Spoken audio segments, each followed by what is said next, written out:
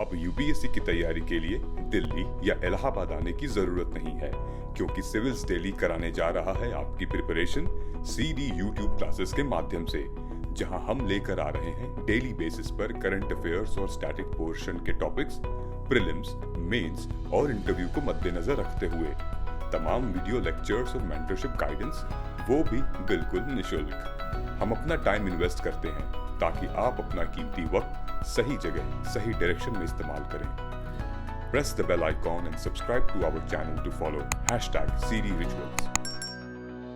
किन बातों पर फोकस करना है, कौन से वो एरियाज हैं जिन पर हमें खास ध्यान देना है, किस तरह से आंसर राइटिंग करनी है जिससे हमें एक्स्ट्रा मार्क्स मिल सके, आज हम जानेंगे इस वीडियो में। Number 1, understand what is the need of the question. Number 2, get the keyword. Number 3, stick to the word limit. ये 3 ऐसे वेपन्स हैं जिन पर आपकी पूरी की पूरी यूपीएससी की लड़ाई डिपेंड करती है। Hello everyone, we all know that UPSC has been divided into 3 stages, pre, mains and interview, और prelims का रिजल्ट आ चुका है और अब बारी है मेंस एग्जाम की, या यूँ कहें कि यूपीएससी जर्नी के सबसे महत्वपूर्ण मोड़ की।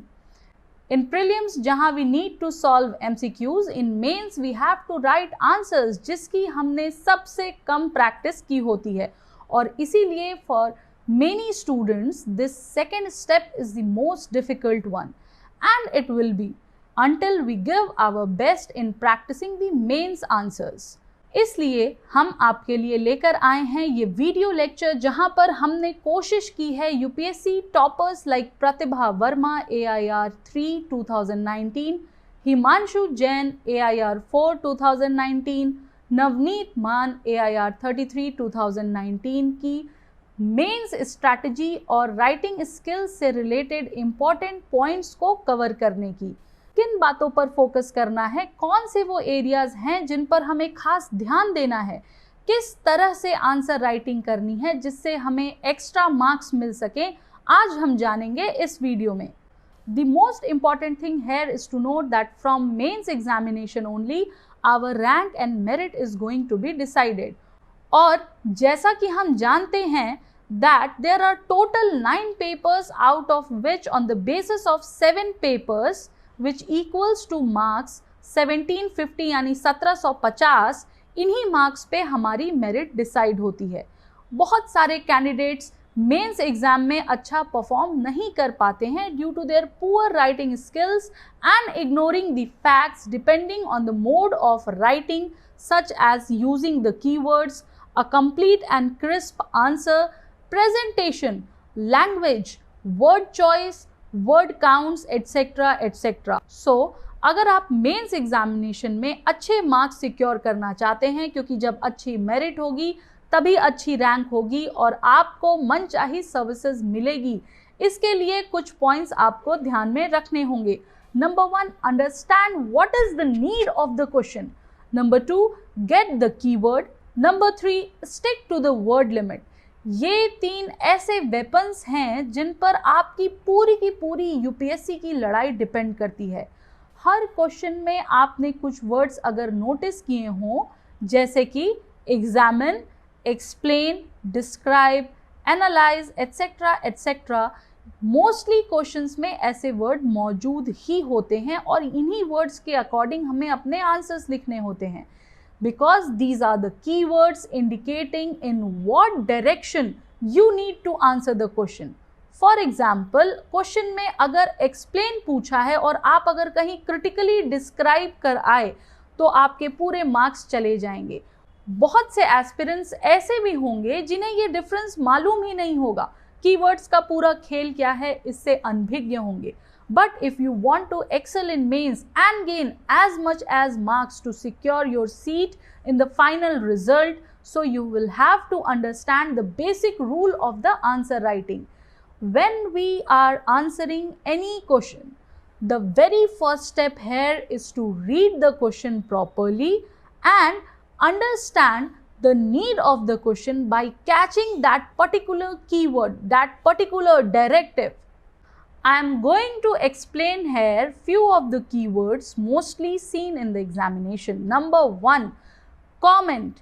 कमेंट में क्या होता है? कमेंट में you have to choose your position on the given topic या issue, and then you have to provide arguments with facts, examples in favor of your opinion. और वहीं अगर critically comment mention है तो you have to give both the sides of the argument with the examples. Number 2, examine.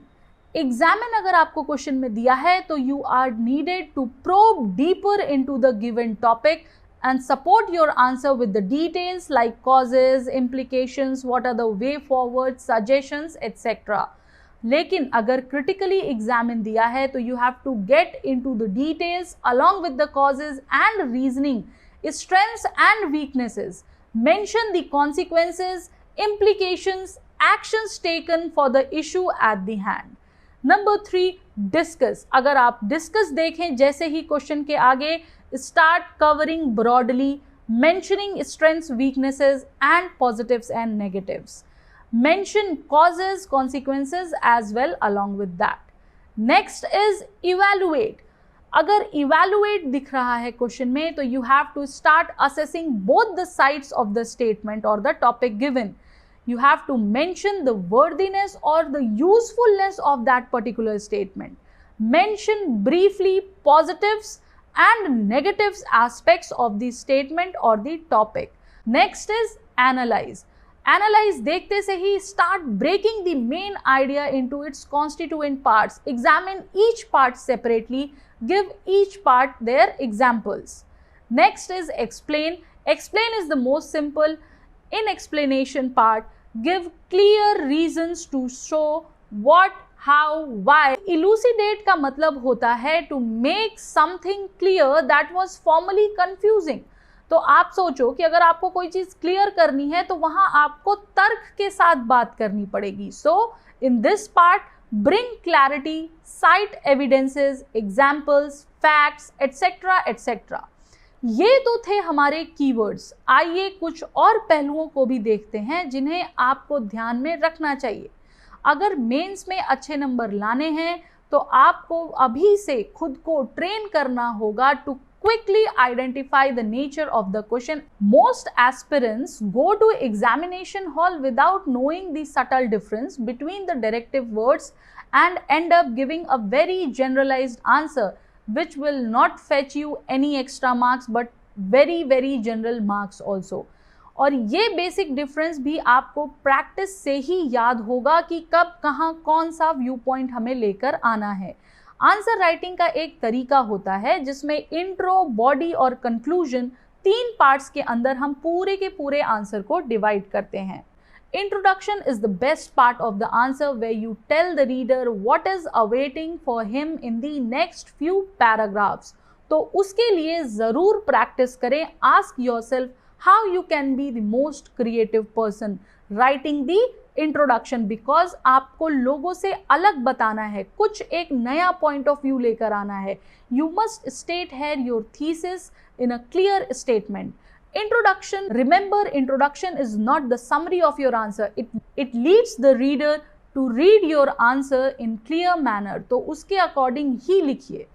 In the next part or the next para comes the body part of the answer. You start arguing based on the thesis in the introduction and directive word of the question.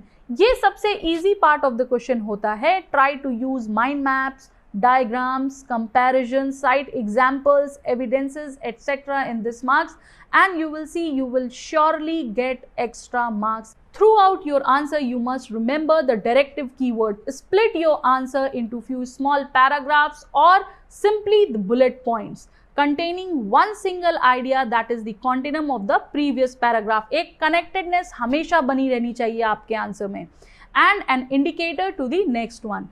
Remember, you should read the question after each para so that confirm हो जाएगा कि आप गलत direction में नहीं जा रहे हैं. The introduction and all paragraphs should lead to a logical conclusion.